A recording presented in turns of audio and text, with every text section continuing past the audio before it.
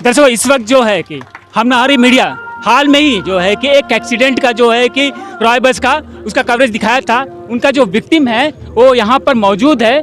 तो ये जो एक्सीडेंट हुआ था उसका कहीं न कहीं दोष NH4 रोड का भी है। हमारी मीडिया हमेशा कहती है कि रोड का वजह से कितने जान जाएंगे। आज देखिए इनका आंखों में आंसू है कि उनका पति का देहांत हो चुका है। वहाँ में NH वाला आके कोई पूछा भी नहीं होगा क्या हुआ क्या नहीं हुआ करके। तीन ही से जान लेते हैं। मैडम आपका नाम बताइए। वर्जीनिया मिंज। यहाँ पर हमने जो है कि आपके साथ पहले भी बात हुआ था, ऑफ कैमरा बात हुआ था। उसने जो है कि आपने पूरा डिटेल आप बताया था, ठीक है। और उसका जो है कि हम लोग लेटर कॉरेस्पॉन्डेंस भी किए थे। और जो है कि यहाँ पर अभी जो है कि आपका जो है कि हमें जहाँ तक जानकारी है आपका पति जो है कि दूध लेकर यहाँ आ रहा था और रॉय बस वहाँ टर्न हुआ था फायर सर्विस ऑफिस के सामने। तो आपका हस्बैंड जो है कि रास्ता भी दिया लेकिन फिर भी क्या है कि वहाँ में बजड़ी था और क्या है कि वहीं में स्किड करके गया और जो है कि टायर उनके ऊपर चढ़ा। हाँ, तो ये है सिर्फ अभी जो है कि आप जो है कि अपने पति को खो चुके हैं। हम आपका दर्द समझते हैं लेकिन क्या है कि इसका में आपका तरफ है NH का और रॉय का बस की तरफ से कोई आया अभी तक? कोई नहीं आए हैं। कोई नहीं आया, पूछा तक नहीं। सोचिए दर्शकों कि इतना बड़ा घटना, एक जान चले जाता फिर भी कोई आके पूछा तक नहीं कि आप कैसे है। कोई क्या है कि पूछने तक नहीं आया। दूसरी बातें है एटलीस्ट ह्यूमैनिटी के नाते जो है कि पूछ सकते हैं। और दूसरी बात है कि आपका जो है कि ऑफिशियल में जो है कि आपका पुलिस स्टेशन में बात हुआ है या एडमिनिस्ट्रेशन का बात में हुआ है, तो आपका जो आगे का जो जीवन व्यापन के लिए किस प्रकार का जो है कि कंपनसेशन क्या है, कुछ का कुछ पहल हुआ है उसका? नहीं, कुछ बताएंगे बोले पूछ के। अभी तक कुछ अपडेट नहीं दिया नहीं कि तो दर्शकों यहाँ पर सीधी बात यह है कि इन्होंने अपना जो है कि अपना पति खो दिए और अभी तक ना किसी ने पूछा और नहीं आगे का क्या इनका जीवन व्यापन कैसे होगा, कोई इसका कोई ये भी नहीं दिया गया है, कोई सपोर्ट भी नहीं दिया गया है। तो हमारा सवाल ये है कि आम एक्सीडेंट में लोगों का चोट तो लगता ही है, कितना का हड्डी टूट गया, कितना लोग क्या बोलते हैं कि बदन में चोटिल हुए। और जो है इनका हाल में एक्सीडेंट हुआ और उससे पहले भी एक्सीडेंट में कुछ लोग जो है कि मरे, उनका देहांत हुआ था। तो ये रोड कंस्ट्रक्शन 8 साल से रुका हुआ है और कितना खून मांगेगा। दर्शकों यहाँ पर सीता मांझी जी भी है, उनसे भी बात कर लेते हैं। मैडम आप तो देख ही रहे हैं एक देहांत हो चुका है और जो है कि यहाँ पर क्या बोलते हैं कि रोड का स्टेटस आप धरना प्रदर्शन चल रहा है, आप इसके ऊपर क्या कहना चाहिए? सबसे पहले तो आपका मीडिया को सभी मीडिया कर्मी को मैं यहाँ में स्वागत करती हूँ और धन्यवाद देती हूँ कि आप लोग समय समय पर हमारा साथ दिया, धन्यवाद। तो आज हम लोग को ये 7 बजे से लेके यहाँ में एक चक्का जाम तथा धरना का प्रदर्शन शुरू हुआ। क्यों? आज इसका कारण सिर्फ हमारा एडमिनिस्ट्रेशन तथा हमारा NSIDCL और हमारा RKS। आज मैं हमारे एडमिनिस्ट्रेशन से पूछना चाहूँगी और ये दीदी को दिखा के उनसे पूछना चाहूँगी कि आप लोग सब इनको जानते कि नहीं। DC सर आप खुद देखिए सर, ये लाइव चल रहा है सर, आप भी तो मेरे को बताइए सर कि ये लेडी कौन है और ये आज हमारे साथ क्यों आई। मैं एक प्रमुख नहीं हूँ, आज मैं जनता हूँ। ये रंगत में पैदा हुआ है मेरा और यही में हमारा आरती उठेगा। मगर ये लेडी कौन है सर, मैं आपको बताती हूँ। अभी कुछ दिन पहले इनका हस्बैंड विष्णु का डेथ हुआ। किस लिए? ना कोई बीमारी से, ना किसी ने मारा, ना कुछ। ये रास्ता उसको खा गया।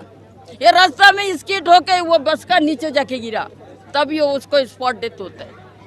एडमिनिस्ट्रेशन आप लोग भी देख लीजिए कि आज ये लेडी यहाँ में रोड में आके क्यों रो रही है। आज हम लोग भी भावुक है। क्यों? इनका हस्बैंड का चीता जल के अभी भी जलने का वो आग जो है ना, वो ताप अभी भी इनको वो महसूस कर रही है। तो शर्म कीजिए आप लोग और हमें आप लोगों का जो भी कानून है ना वो थोपने का कोशिश मत कीजिए हमारे ऊपर, क्योंकि आप लोगों का बात सुन के आप लोगों का कानून मान के आज हम लोग ये घर में आके खड़े हैं। और कभी मत हम लोगों पर में कोई कानून मत थोपना। हम लोग को हमारा हाल में ही छोड़ दीजिए ताकि हम लोग जी सके। हम लोग को जीने दीजिए। हम लोग को इस तरह रह के मारिए मत। और आप लोग का कानून हमारा ऊपर मत थोपिए। कानून हम लोग बहुत देख लिया और हम लोग कानून का कोई भी इज्जत नहीं करेगा।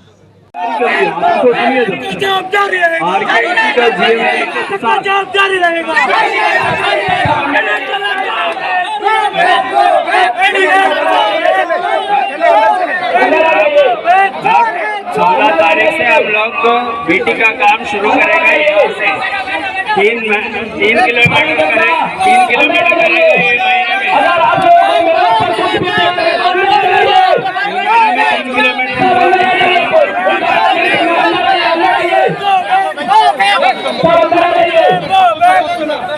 सब बैरिकेड के अंदर आइए। उनका बात नहीं सुनना है। बैरिकेड के अंदर आइए। नहीं सुनना है, नहीं सुनना है। आपको डिपार्टमेंट का नहीं सुनना है, आपको एडमिनिस्ट्रेशन का नहीं सुनना है, आपको कलेक्टर का नहीं सुनना है,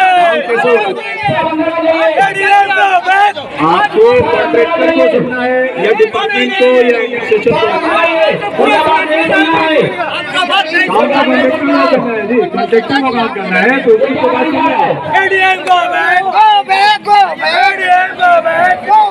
कॉन्ट्रैक्टर का वे देखिए हमारे साथ है यहाँ पे सतीश सिंह जी, जो हमारे यहाँ के बहुत ही एक्टिव पॉलिटिशियन रहे हैं और हमारे यहाँ के एक्स प्रधान भी रहे हैं। हम उनसे उनके विचारों को जानना चाहते हैं कि वो क्या बता रहे हैं इस एनएच के बारे में, उनका क्या विचार है अब तक। क्या ऐसा है कि NHIDCL के द्वारा जो एक कॉन्ट्रैक्ट दिया गया है मिडिल अंडमान का, इसका हालत बहुत ख़राब है और रोड नहीं होने की वजह से जो है यहाँ की स्थिति लोगों की बहुत ही दयनीय हो चुकी है। लोग काफ़ी परेशान हैं। पिछले 8 वर्षों से रोड बन रहा है और 8 वर्षों से रोड बन रहा है, लेकिन रोड पर कोई काम हुआ नहीं। सिर्फ जो है नाम के लिए कुछ गड्ढे भरे गए, फिर गड्ढे खुल गए, फिर गड्ढे भरे गए, यही हुआ। लेकिन रोड के ऊपर कोई काम नहीं हुआ और रोड नहीं होने की वजह से यहाँ के लोगों का जो व्यापार का काम है, चाहे दुकानदार भाई हैं, गाड़ी वाले हैं या किसान हैं, उनका जो रोजी रोटी के ऊपर एक संकट की तरह आ चुका है। दुकानदारों का व्यापार एकदम बंद हो चुका है, किसानों के काम एकदम बंद हो चुके हैं, लोगों के पास पैसा नहीं है, काम नहीं है। और सबसे बड़ी दिक्कत ये है कि जब लोग यहाँ से राजधानी के लिए जाते हैं, पोर्ट ब्लेयर के लिए जाते हैं, तो पोर्ट ब्लेयर उनके पहुँच पाएंगे कि नहीं पहुँच पाएंगे इसकी कोई गारंटी नहीं होती है। आज जो है हजारों लोग जो है एक्सीडेंट में मारे जा चुके हैं। उसका मुख्य कारण जो है ये NHIDCL या इनका कॉन्ट्रैक्टर है। इसका जैसे कि हम देखते हैं कि यही रोड यही कॉन्ट्रैक्टर बनाता है, उसी कोलतार से बनाता है, लेकिन वो पोर्ट ब्लेयर जो हमारी राजधानी है वहाँ पे बहुत अच्छी तरीके से रोड बना हुआ है। तो किस प्रकार की दिक्कत आपके समझ में आ रही है जो यहाँ पे रोड बन नहीं रहा है? ऐसा है कि पोर्ट ब्लेयर जो राजधानी हमारी है, वहाँ पर क्या है कि दिल्ली के ऑफिसर बैठे हुए हैं और एक कॉन्ट्रैक्टर और जो NHIDCL है ये भी दिल्ली का है। तो ये जो इनकी मिली भगत से जो है वहाँ पर जो है राजनिवास और सचिवालय और ब्रिजगंज और बाकी एरिया में जो काम वो बढ़िया कर दे रहे हैं, क्योंकि उनको राजनिवास को जवाब देना है, LG को जवाब देना है, चीफ सेक्रेटरी को जवाब देना है। लेकिन जो गांव एरिया है, जो उत्तर और मध्य अंडमान है, यहाँ के लोगों के साथ सौतेला व्यवहार हो रहा है। यहाँ के लोग काम नहीं, जो यहाँ प्रशासन हमारा है, जो हमारा प्रशासन है वो दो भागों में बटा हुआ है। एक प्रशासन के लोग हैं, जैसे कि मान लीजिए कि एक थाना है, तो थाना या पुलिस विभाग है। पुलिस विभाग में क्या है कि SHO से लेकर होमगार्ड तक तो अंडमान निकोबार का है, उन्हें इस रोड को इस्तेमाल करना है, उन्हें ये रोड चाहिए। लेकिन जो DSP से लेकर DGP तक है उनको रोड नहीं चाहिए, वो हेलीकॉप्टर में चलते हैं। इसी प्रकार से प्रशासन में जो बैठे हुए लोग हैं, जो सचिवालय में है या राजनिवास में है या DC और AC है, वो हेलीकॉप्टर से चलते हैं, वो सड़क पर नहीं चलते हैं। उनको सड़क से कोई लेना देना नहीं है, इसलिए इस पर सड़क का काम नहीं हो रहा है। लेकिन पोर्ट ब्लेयर राजधानी में उनको सड़क पर चलना पड़ रहा है, इसलिए पोर्ट ब्लेयर का काम हो रहा है और यहाँ पर नहीं हो रहा है। इसलिए हमने पहले ही बताया कि जो 303 किलोमीटर जो सड़क है पोर्ट ब्लेयर से लेकर के डिगलीपुर तक का, उसके अंदर 100 किलोमीटर सड़क जो है उन्होंने बना दिया अच्छी तरह से, उसमें तो कोई दिक्कत नहीं हुआ, वो भी इसी कॉन्ट्रैक्ट NHIDCL के अंदर बना। लेकिन जो 203 किलोमीटर रोड है, जो बाराटान से लेकर के और डिगलीपुर तक का, ये रोड में आज 8 साल से क्यों नहीं बन रहा है? कहीं ना कहीं दिल्ली के जो IAS IPS हैं उनकी मिली भगत इसमें है। वो लोग इसमें इन्वॉल्व हैं। वो NHIDCL और कॉन्ट्रैक्टर के साथ मिल करके मिडिल और उत्तर अंडमान को ख़त्म करना चाहते हैं, उनको बर्बाद करना चाहते हैं, यहाँ के लोगों को बर्बाद करना चाहते हैं। यही कारण है कि पोर्ट ब्लेयर में हर 6 महीने में राजनिवास की सड़क हो, सचिवालय की सड़क हो, हर 6 महीने में उस पर कोलतार डाल दिया जाता है।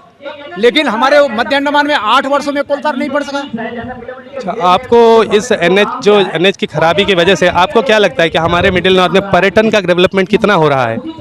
हमारे उत्तर और मध्य अंडमान में पर्यटक जीरो के आ गए हैं, जीरो के नाम पर। ऐसा है कि पर्यटन क्या, बाकी बिजनेस भी खत्म हो चुका है। टूरिज्म तो खत्म हो गया। टूरिज्म देखिए, टूरिस्ट जो है खराब रास्ते में क्यों आएगा? जो टूरिस्ट मेन लाइन से पैसा खर्च करके आएगा वो यहाँ क्यों आएगा? और जो पोर्ट ब्लेयर में जो गाड़ी चलाने वाले लोग हैं, जो ट्रेवल्स में हैं, वो अपना गाड़ी गड्ढों में क्यों लेकर आएंगे? वो तो वही जगह तक ले जाएंगे जहाँ उनका अच्छा रास्ता मिलेगा, अच्छा जगह मिलेगा, अच्छा खाने पीने का मिलेगा, अच्छा होटल मिलेगा। बट यहाँ में क्या है कि सड़क नहीं होने की वजह से होटल बर्बाद हो रहा है, लॉज बर्बाद हो रहा है, दुकानदार बर्बाद हो रहा है और टूरिज्म प्लेस भी बर्बाद हो रहा है। तो कहीं ना कहीं आपको भी ये लगता है कि ये सड़क हमारी जीवन रेखा है और इसी से सब कुछ जुड़ा हुआ है हमारा। अगर ये सड़क दुरुस्त हो जाए तो हमारी जीवन यापन करने की जो असुविधा हो रही है वो भी सुविधा हो सकती है। ऐसा है कि किसी भी क्षेत्र का जब डेवलपमेंट होता है तो सबसे पहले मांग होता है कि वहाँ सड़क हो, फिर बिजली हो, फिर पानी हो, उसके बाद तो बाकी चीज़ होगा। जब सड़क ही नहीं होगा तो बिजली पानी जाने का सवाल ही नहीं उठता है, और जब बिजली पानी नहीं जाएगा तो बाकी जैसे उसके अंदर का जो डेवलपमेंट होना वो नहीं होगा। तो हमें सबसे पहले सड़क चाहिए।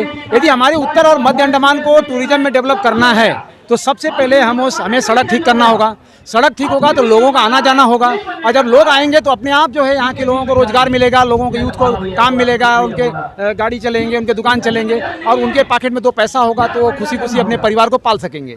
तो इसका सबका जिम्मेदार जो है एक ही है और वो है सड़क, और सड़क को बनाने वाला कॉन्ट्रैक्टर और कॉन्ट्रैक्ट देने वाला NHIDCL है। इसलिए इसका पूरा जवाबदेही जो है NHIDCL और वो कॉन्ट्रैक्टर बनता है। कॉन्ट्रैक्टर को बार बार चेंज तो कर रहे हैं लोग, लेकिन NHIDCL जो है अपने काम को जो है ठीक ढंग से करा नहीं रहा है। वो अपने पोर्ट ब्लेयर में बैठ करके पैसा को लूट रहा है और यहाँ के लोगों के साथ सौतेला व्यवहार कर रहा है, और प्रशासन उसके साथ मिल करके उसका सहयोग कर रहा है।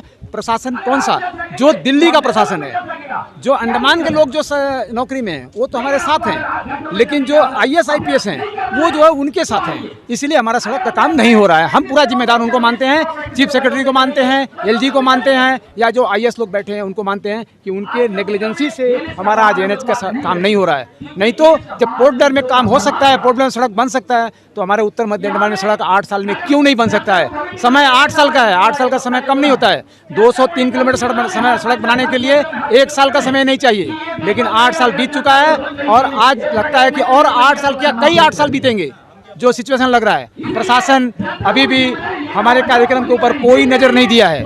आज लोग जो सड़क पर उतरे हुए हैं, धरने में बैठे हैं, इतनी तेज धूप है इसमें लोग बैठे हैं, लेकिन प्रशासन इसमें आंख बंद करके बैठा हुआ है। ना जो DC का पता है, ना AC का पता है, ना ही प्रशासन के किसी अधिकारी का पता है, और ना ही NHIDCL का पता है। क्या कारण है कि वो नहीं चाहते कि उत्तर मध्य अंडमान का डेवलपमेंट हो। वो उत्तर मध्य अंडमान को नेगलेक्ट करना चाहते हैं, यहाँ के लोगों को बर्बाद करना चाहते हैं, यहाँ के यूथ को बेरोजगार करना चाहते हैं। ये उनका मुख्य उद्देश्य है, और इसीलिए हम आज इसके विरोध में यहाँ पर हम लोग उतरे हुए हैं। और जब तक ये कार्यक्रम में कुछ संतोषजनक रिजल्ट नहीं आएगा तब तक हम लोग यहाँ रहेंगे, और लोगों को खाने का व्यवस्था है, रहने का व्यवस्था है, सब कुछ किया गया है, और सब लोग धरना करके सड़क पर ही रहेंगे। धन्यवाद। एविलेंट मीडिया से बात करने के लिए धन्यवाद। नमस्कार। नहीं चलेगा।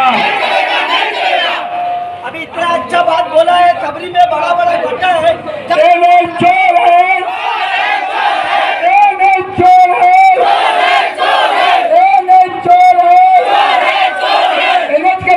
नहीं चलेगा, NH का नाटकबाजी नहीं चलेगा, NH चोर है, NH चोर है, NH का नाटकबाजी नहीं चलेगा, RKC चोर है, RKC चोर है, RKC चोर है, NH का ईडी देगा, ईडी को आना होगा,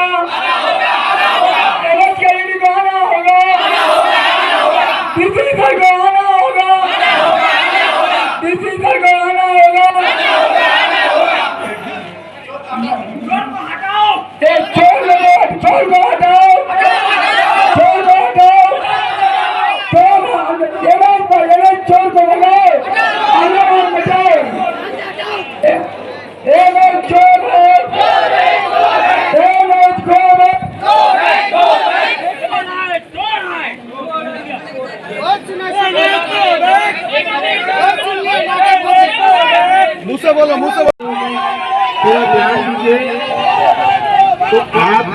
काम जो है क्वालिटी से होने के लिए ही आपको क्या लग रहा है?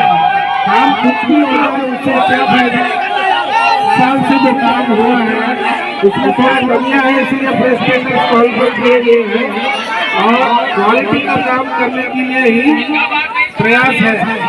तो जो ब्लैक टॉप आप चाह रहे हैं